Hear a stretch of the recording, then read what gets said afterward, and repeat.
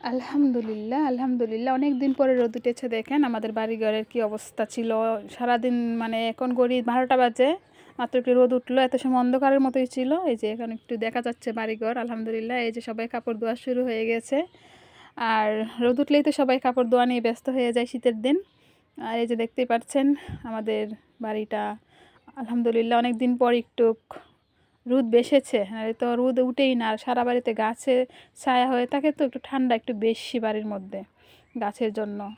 আর সবাই কামকাজ নিয়ে অনেক ব্যস্ত। রোদ ওঠায় খুবই সুন্দর লাগছে, ভালো লাগছে। অনেকদিন পরে একটু রোদ উঠেছে আলহামদুলিল্লাহ। এই যে দেখতেই পাচ্ছেন সবাই অনেক ব্যস্ত রোদ ওঠায়। এদিকে ফুলকপির যে ক্ষেতটা অনেক সুন্দর দেখা যাচ্ছে। আর সবাই এই যে ওই পাশে বাড়ির কাজ চলছে আলহামদুলিল্লাহ। ধন্যবাদ সবাইকে ভিডিওটা দেখার জন্য।